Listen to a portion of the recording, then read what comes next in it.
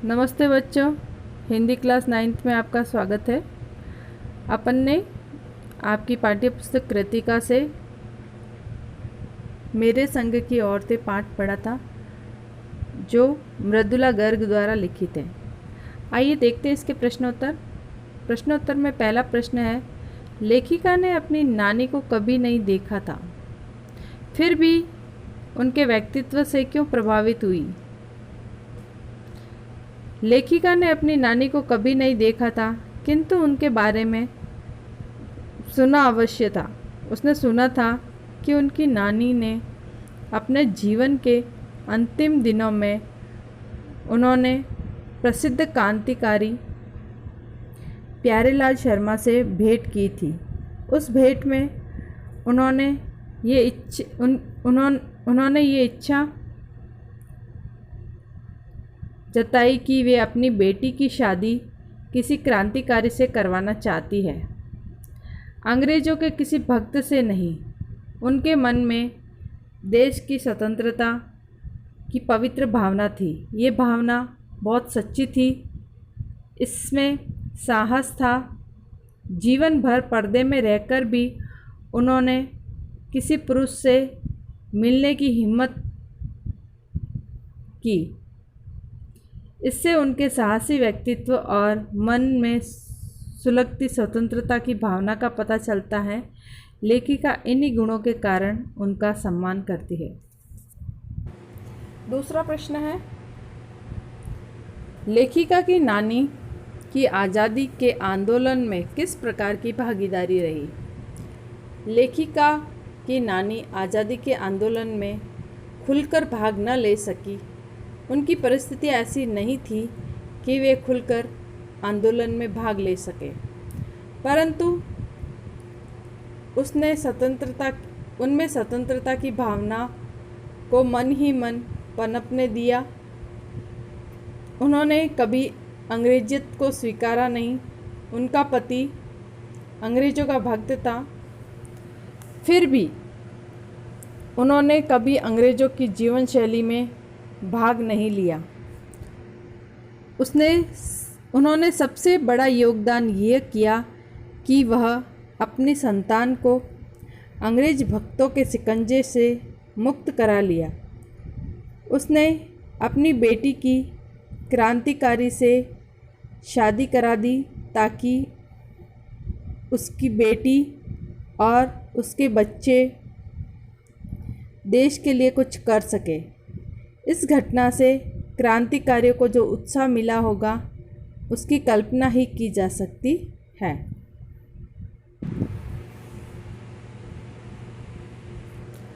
तीसरा प्रश्न है, लेखिका की माँ परंपरा का निर्वाह न करते हुए भी सबके दिलों पर राज करती थी।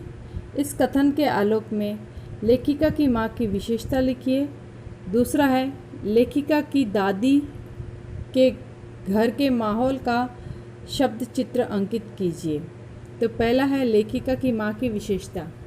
लेखिका की माँ आजीवन खादी की साड़ी पहनी तथा गांधी जी के सिद्धांतों का पालन करती रही। उनकी माँ में खूबसूरती, नज़ाकत, ईमानदारी और निष्पक्षता का संगम था। इससे वे परिजात सी लगती थी। उनमें आज़ादी के प्रति जुनून और लगाव था। वे हमेशा किसी की गोपनीय बातों को गोपनीय ही रखती थी तथा किसी के सामने प्रकट नहीं करती। वे सदा सत्य बोलती थी। इससे परिवार वाले उनका आदर करते थे। इसका ख प्रश्न है, लेखिका की दादी के घर का माहौल का शब्द चित्र। लेखिका की दादी के घर का माहौल अन्य घरों से अलग था। वहाँ सबको लीक से हटकर चलने की छूट थी। लड़के लड़कियों में कोई भेद नहीं किया जाता था। खुद दादी ने ही अपनी पुत्र वधू के गर्भवती होने पर बेटी पैदा की कामना की थी।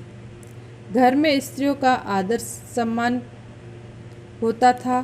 खुद लेखिका की माँ को परिवार भर के लोग मानते थे। परिवार का वातावरण धार्मिक था। स्वयं दादी नियमित रूप से मंदिर जाया करती थी। उनके घर में साहित्यिक माहौल था। लेखिका की माँ पुस्तकें पढ़ने, चर्चा करने, संगीत सुनने में समय बिताया करती थी। वहाँ स्त्रियों को इतना सम्मान दिया जाता था कि वे 5 पुत्रियाँ पैदा होने पर भी घर में लेखिका की माँ का आदर जो है वो कम नहीं हुआ था। अगला प्रश्न है प्रश्न नंबर 4। आप अपनी कल्पना से लिखिए कि परदादी ने पतेऊ के लिए पहले बच्चे के रूप में लड़की पैदा होने की मन्नत क्यों मांगी। तो लेखिका की दादी जो है वो लीक से हटकर चलने वाली महिला थी। उन्होंने लड़की पैदा होने की मन्नत इसलिए मांगी होगी क्योंकि उस समय ऐसी मन्नत मांगना सबके सामने बताना अत्यंत साहस का कार्य था। ऐसा करके वे सबसे अलग दिखने की चाह रखती होगी। उनके ऐसा करने का दूसरा कारण ये रहा होगा कि वह स्वयं एक महिला थी।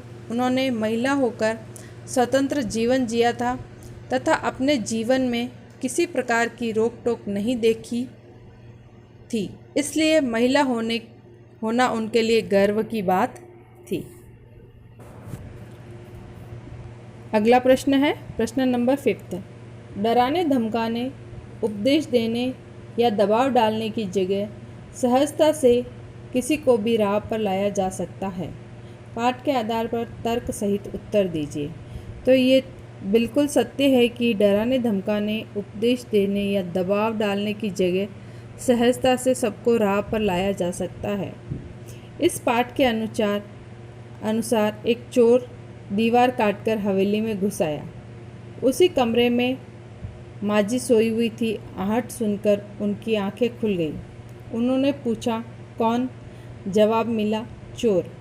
माजी ने उसे पानी लाने का आदेश दिया। चोर पानी लेकर आ रहा था कि पहरेदार द्वारा पकड़ लिया गया और उसको सामने लाया गया। माजी ने लोटे का आधा पानी पीकर उसे आधा पानी पिलाया और कहा, आज से हम माँ बेटे हुए। अब तू चाहे चोरी कर या खेती। चोर ने चोरी करना छोड़कर खेती करना शुरू कर दिया और आजीवन चोरी नहीं की। यदि वे मार पीट करती तो चोर नहीं सुधरता। तो ये तर्क जो है वो बिल्कुल सत्य है। प्रश्न संख्या 6। शिक्षा बच्चों का जन्मसिद्ध अधिकार है। इस दिशा में लेखिका के प्रयासों का उल्लेख कीजिए। तो शिक्षा बच्चों का जन्मसिद्ध अधिकार है, ये बात लेखिका को अपने पारिवारिक वातावरण से पता चल चुकी थी। बच्चों की शिक्षा के लिए उन्होंने निम्नलिखित प्रयास किए। शादी के बाद लेखिका को कर्नाटक के बागानकोट में रहना पड़ा। वहाँ उसके बच्चों की शिक्षा हेतु उचित प्रबंध नहीं था। उन्होंने वहाँ के कैथोलिक बिशप से प्राइमरी स्कूल खोलने का अनुरोध किया। दूसरा है, लेखिका ने कर्नाटक के बागानकोट के स्थानीय व श्रमद लोगों की मदद से एक प्राइमरी स्कूल खोला जिसमें अंग्रेजी, हिंदी, कन्नड़ तीनों भाषाएं पढ़ाई जाती थी। लेखिका ने इसे सरकार से मान्यता भी दिलवाई जिससे स्थानीय बच्चों को शिक्षा के लिए दूर न जाना पड़े। प्रश्न संख्या 7। पाठ के आधार पर लिखिए कि जीवन में ऐसे इंसानों को अधिक श्रद्धा भाव से देखा जाता है। कैसे इंसानों को अधिक श्रद्धा भाव से देखा जाता है? तो जीवन में उन लोगों को श्रद्धा भाव से देखा जाता है जो अपने स्वार्थ तक सीमित न रहकर दूसरों के बारे में भी सोचते हैं। नंबर 2, जो दूसरों की भलाई के लिए अपना धन, समय, श्रम आदि लगाने से नहीं घबराते हैं। नंबर 3, जो घर परिवार के अलावा समाज के अन्य लोगों को भी उचित राय देते रहते हैं। लेखिका की माँ जो है ऐसा ही किया करती थी। नंबर 4, जो दूसरों की गोपनीय बातों को सार्वजनिक नहीं करते तथा उनकी गोपनीयता बनाए रखते हैं। खुद लेखिका की माँ इसका उदाहरण थी। आज का अंतिम प्रश्न, प्रश्न संख्या 8। सच, अकेलेपन का मज़ा ही कुछ और है। इस कथन के आधार पर लेखिका की बहन और लेखिका के व्यक्तित्व के बारे में अपने विचार व्यक्त कीजिए। लेखिका अपने जीवन में इस बात को बहुत पसंद करती थी कि वे सच, अकेलेपन का मज़ा ही कुछ और है। लेखिका की बहन और लेखिका इसके उदाहरण हैं। लेखिका की बहन रेणु जिस काम को सोचती थी उसे करके ही रहती थी। कोई कितना ही भी समझाता रहे पर वह नहीं मानती थी। इसमें उसकी जिद कम, दृढ़ निश्चय अधिक झलकता है। एक बार वह बारिश में 2 मील दूर स्कूल पैदल जाने की जिद पर अड़ी रही। सब कहते रहे कि स्कूल बंद होगा पर वह नहीं मानी। बारिश में गई और स्कूल बंद देखकर वापस आ गई।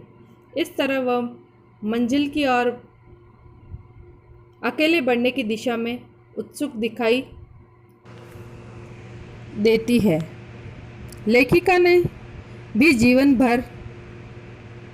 की राह पर अकेले चलते हुए डालमिया नगर में स्त्री पुरुषों के नाटक खेलकर सामाजिक कार्य हेतु धन एकत्रित किया तथा कर्नाटक में अथक प्रयास से हिंदी, अंग्रेजी, कन्नड़, हिंदी 3 भाषाएं पढ़ाने वाला स्कूल खोलना तथा उसे मान्यता दिलवाना उसकी स्वतंत्र सोच रखने तथा लीक से हटकर चलने वाले व्यक्तित्व की ओर संकेत करता है।